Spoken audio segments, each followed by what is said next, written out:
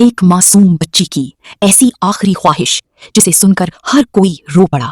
वो बस अपनी फौतशुदा माँ के पास जाना चाहती थी। क्या उसकी ये ख्वाहिश कभी पूरी हो सकेगी?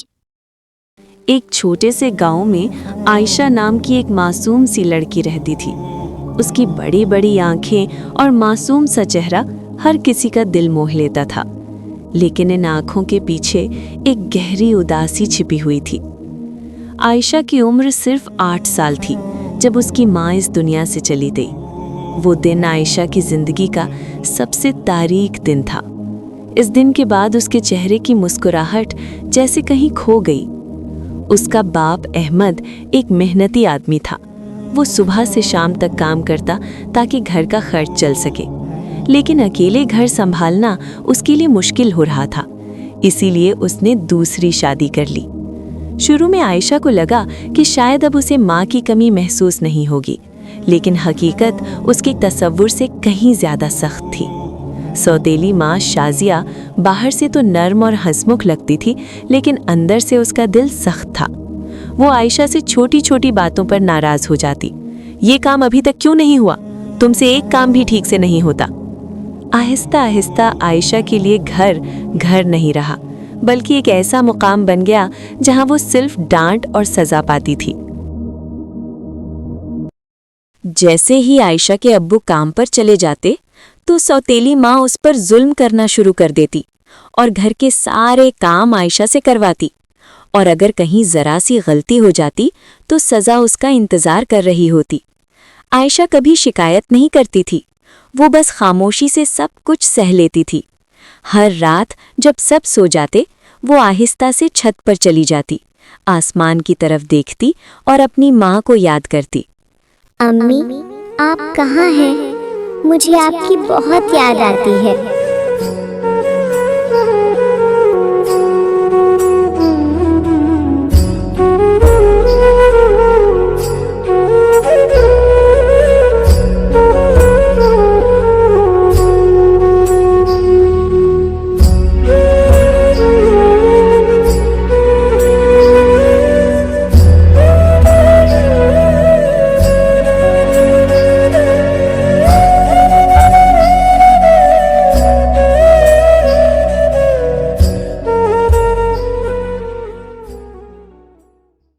उसकी आंखों से आंसू बहने लगते, लेकिन उसे पोंछने वाला कोई नहीं था।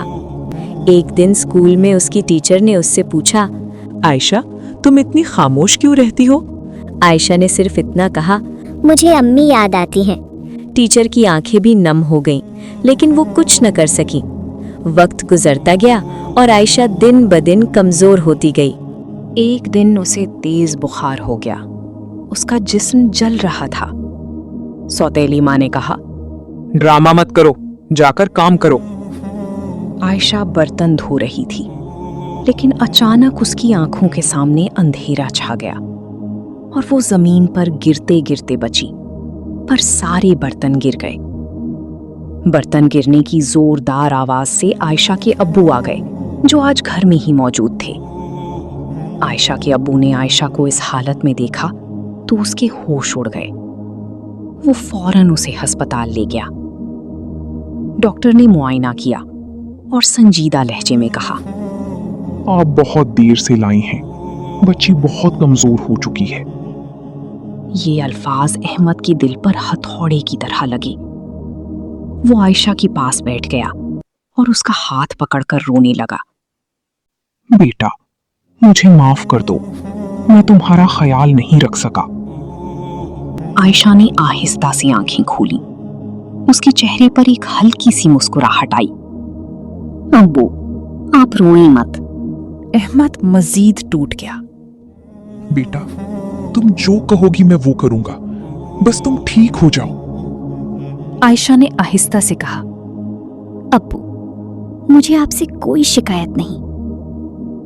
कुछ लम्हे खामोशी रही। फिर उसने कमजोर आवाज में कहा, बस एक आखिरी ख्वाहिश है।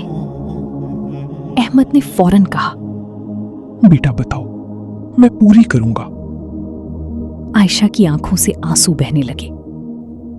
मुझे अम्मी के पास जाना है।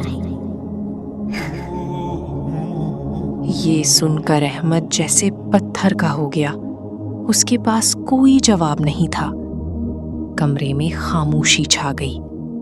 चंद लम्हों बाद आयशा की सांसें आहिस्ता आहिस्ता रुकने लगी और फिर वो हमेशा के लिए खामोश हो गई। उस दिन अहमद को एहसास हुआ कि उसने अपनी बेटी को खो दिया, सिर्फ इसलिए क्योंकि उसने उसकी खामोश तकलीफ को नजरअंदाज किया। लेकिन अब कुछ भी बाकी नहीं बचा था सिवाय पछतावे के।